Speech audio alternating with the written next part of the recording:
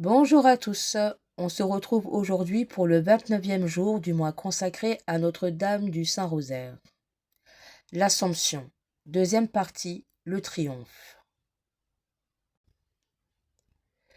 Une tradition immémoriale confirme par la fête que l'Église a instituée en l'honneur de ce mystère nous apprend que Marie a été transportée en corps et âme dans le ciel.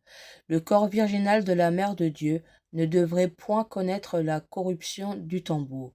Si la participation au corps et au sang de Jésus-Christ est comme un germe et un gage de la résurrection future en chacun des fidèles, que sera-ce de l'étroite union qui a existé entre notre Seigneur et sa très sainte mère?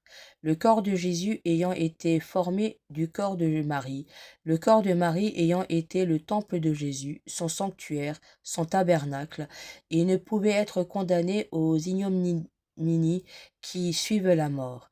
Et le Fils de Dieu ne devait à lui-même d'en empêcher la profanation en le ressuscitant aussitôt. Contemplons donc des yeux de la foi la glorieuse Assomption de la Vierge Marie par les saints anges transportant dans le ciel en chantant les hymnes d'allégresse. Quelle est celle qui monte du désert appuyée sur le bras de son bien-aimé et comblée de délices.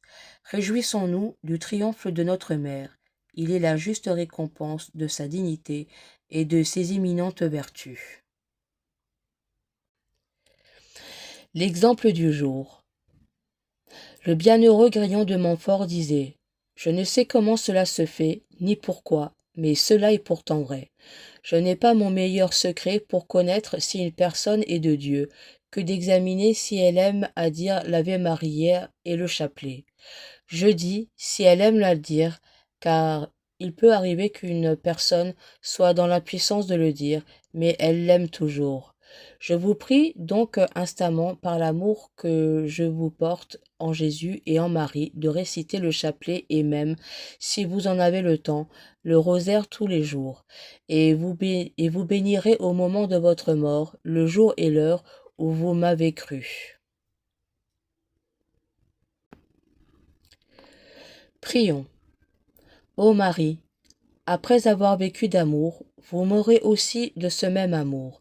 Mais votre chair virginale, cette nouvelle arche d'alliance, ce tabernacle immaculé du Verbe incarné, devait être transporté au ciel par les anges.